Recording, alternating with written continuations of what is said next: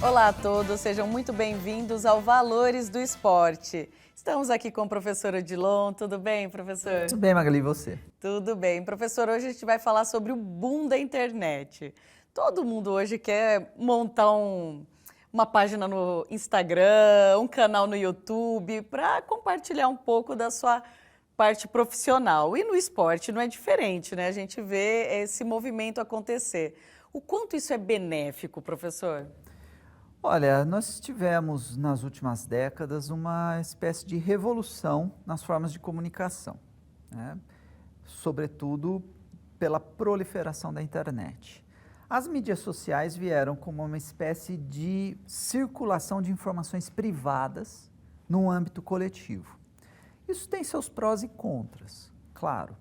Agora, o esporte ou o atleta profissional, ele precisa zelar pela sua imagem, precisa tomar cuidado com o tipo de informação que ele circula e, sobretudo, com a exposição da identidade. Não resta dúvida que a figura pública do atleta é uma e que a figura íntima daquele jogador, daquele atleta, é outra. Então, quando ele começa a misturar esses dois elementos, pode gerar uma confusão de informação ou algo que seja até desconfortável para a própria imagem do atleta, tá? Nós temos hoje uma diferença entre atletas. Nós estamos mencionando atleta, mas poderia ser qualquer outro profissional. Nosso foco aqui são nos valores do esporte. Nós temos atletas que eventualmente postam algumas de suas atividades e nós temos outros que se veem como influencers, que é o contrário do caminho, né? Ele pensa no que vai dar certo postar.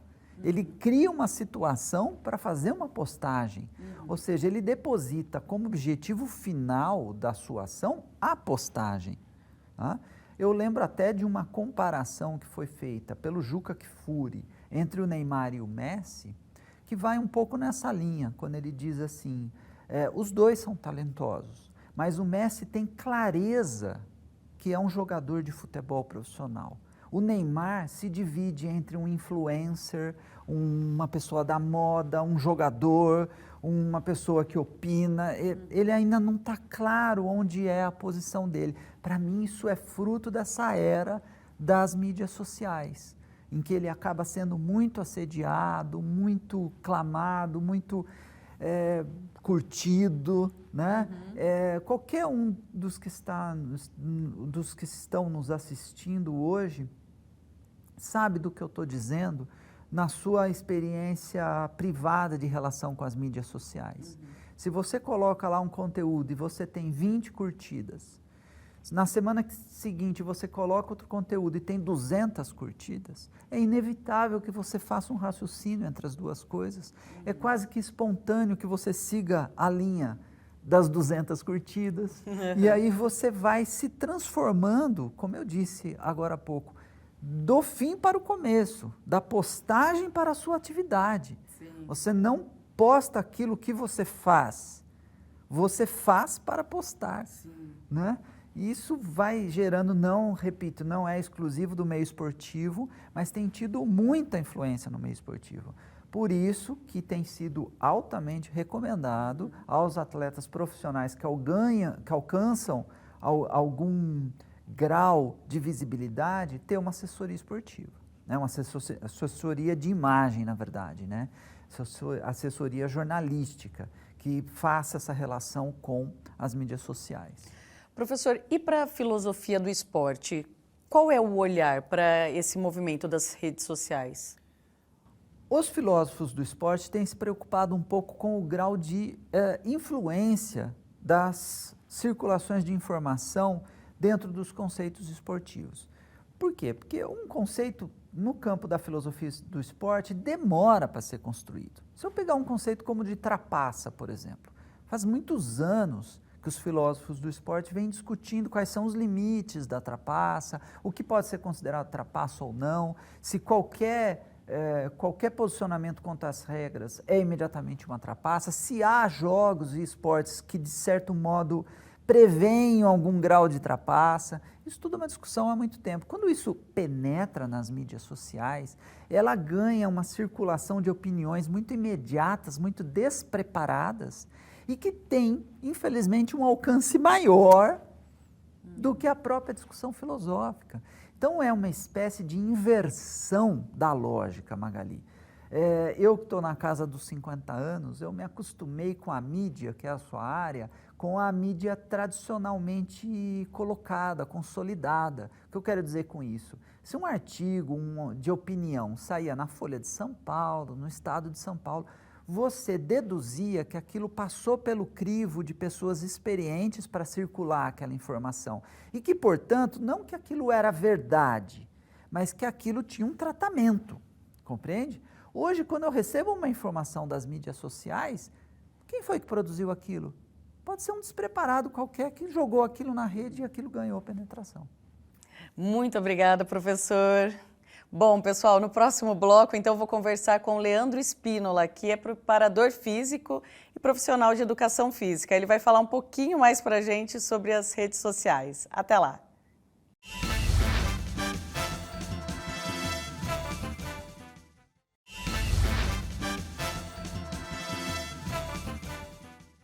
Estamos de volta com Valores do Esporte e agora eu vou entrevistar o Leandro. Tudo bem, Leandro?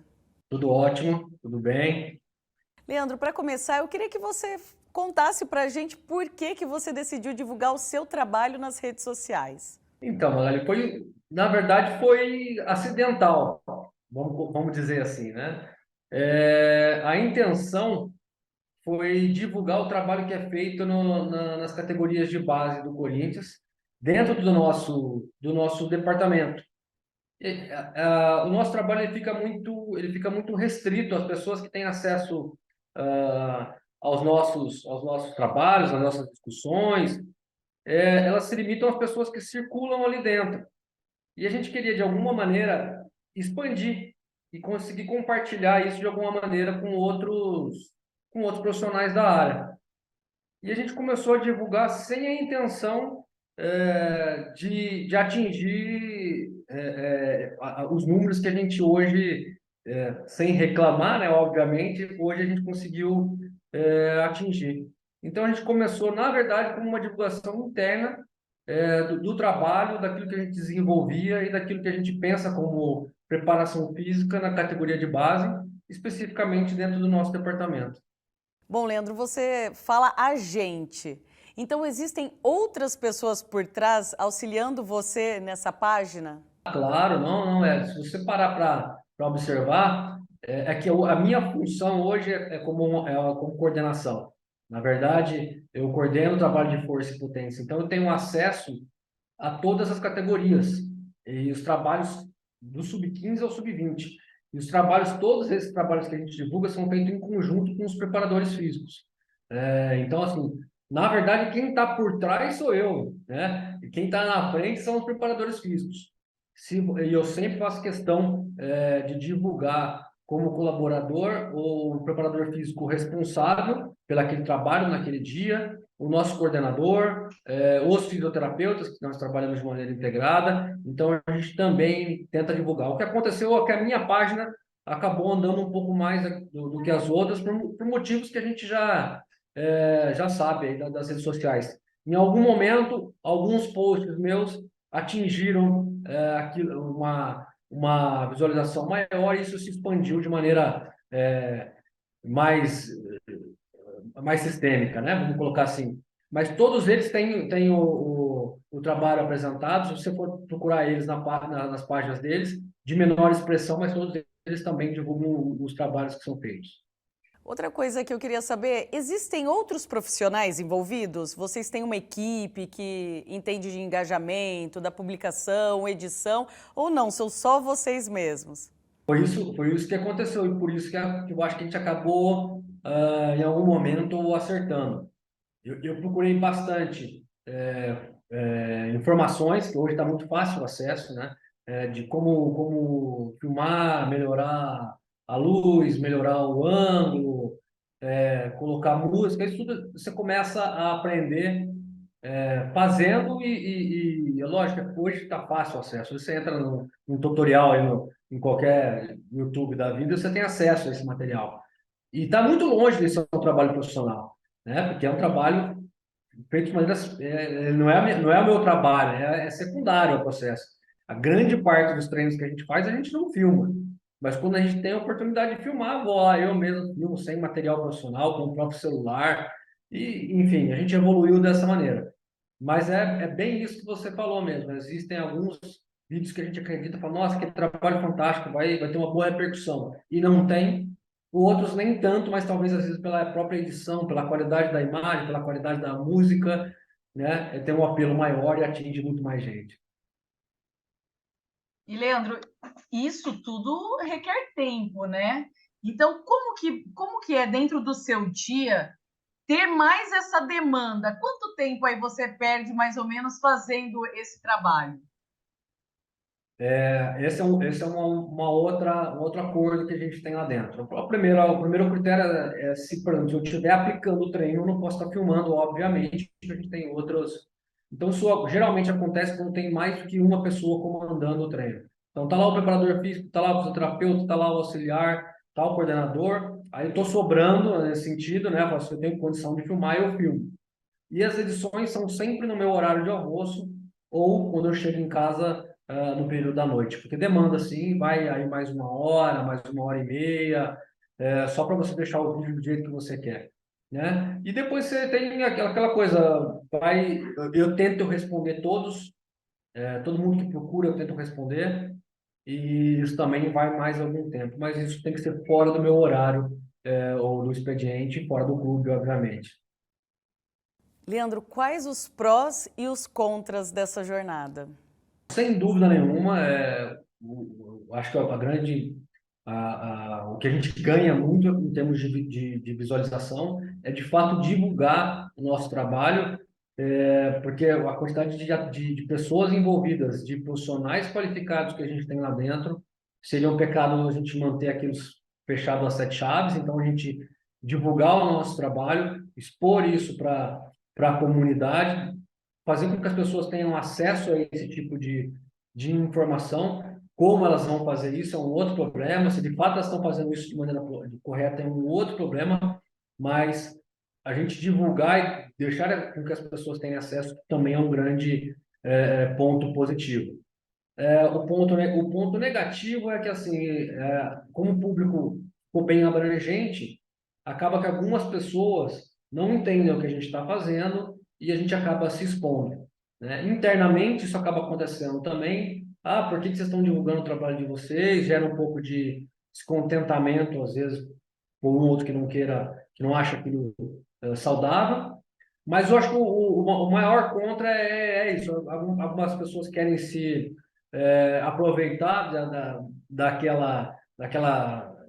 apelo que está tendo aquele vídeo ou aquele post e postar alguma coisa para, né, para contestar o trabalho, mas não de maneira salutar, né? Questionar por questionar, ou questionar para se promover, né, através da vinculação de um post. Isso acontece com alguma frequência e muitas vezes deixa a gente chateado. Os profissionais, na grande parte, os profissionais de outros clubes, eles entram em contato com a gente, falam, pô, legal, continua postando. Para nós também gera discussões aqui internas com relação aos vídeos que vocês fazem, mas como eu falei anteriormente, isso atinge pessoas que talvez tenham outras intenções, e essa é a parte negativa. Vocês já receberam algum tipo de pessoa querendo patrocinar a página, que vocês fizessem alguma publicidade devido ao número de seguidores? Sim, acontece, esse assédio acontece com alguma frequência, geralmente com coisas envolvidas com o mundo do esporte, mas aí eu acredito que haja um conflito de interesse, eu quase nunca aceito. Lógico, eu tenho lá tem alguns cursos que a gente mesmo oferece, mas procuro não divulgar produtos que, por exemplo, eu posso divulgar um produto que seja concorrente com um produto que é patrocinador do clube, aí eu gero conflito de interesse. Muitos sites de apostas, pelo amor de Deus, tem que passar longe, né? A gente não pode se envolver em um conflito tremendo de interesse em quem está desse lado do esporte, de quem está apostando, de quem é proprietário do site, enfim. Então a gente procura se manter o máximo possível afastado desse tipo de propaganda, embora não haja nenhum tipo de proibição por conta do clube ou de ninguém, mas a gente julga que isso, a gente, departamento, julga isso um conflito grande de interesse. Leandro, para fechar, eu queria que você falasse para a gente sobre o valor das redes sociais hoje em dia. O programa chama Valores do Esporte, eu queria que você falasse um pouco para a gente. O que tem de valor hoje nesse movimento das redes sociais? Eu acredito muito, e talvez pela minha idade já avançada, né, como eu falei lá no começo, a gente fica sempre com o pé atrás, como as redes sociais podem auxiliar na divulgação de uma maneira positiva.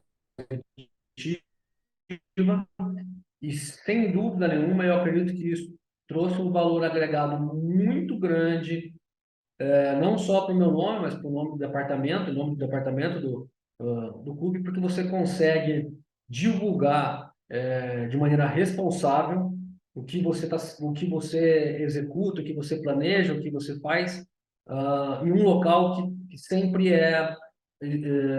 se mantém isolado, vamos colocar assim, né?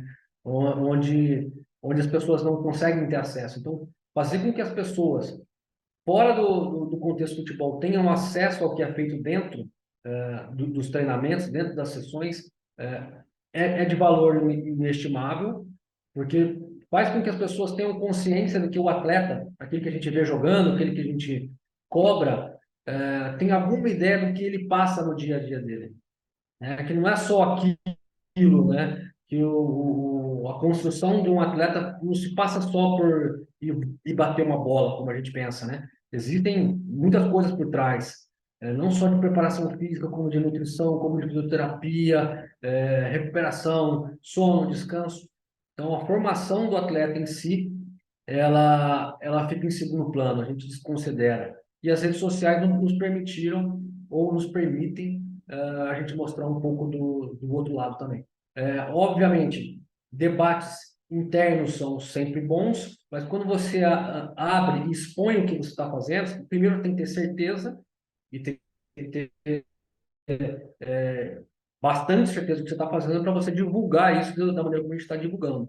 E aí você abrindo também para os profissionais de outros clubes, alguns questionamentos começam a aparecer também, vindos de outras visões, né? Isso também engrandece o nosso trabalho, e o nosso departamento como um todo. Fortalece, porque ser questionado muitas vezes é importante para o seu próprio crescimento. Então, acho que essas duas coisas são os principais pontos que, de fato, agregaram valor às nossas divulgações. Bom, Leandro, eu queria agradecer muito sua participação e dividir com a gente um pouco sobre esse assunto e tudo que vocês vêm fazendo e desenvolvendo. Muito obrigada mesmo. Obrigado pelo convite, é um prazer estar com vocês sempre. E parabenizar vocês, né, do Valores do Esporte, pelo engrandecimento que vocês têm trazido aos profissionais da área, às pessoas que atuam com o esporte. Essa corrente não pode quebrar nunca. Parabéns pelo trabalho, obrigado pelo convite e obrigado a todos que conseguiram permanecer até o final aqui com a gente. Por hoje é só, pessoal. Espero vocês no próximo programa. Até lá!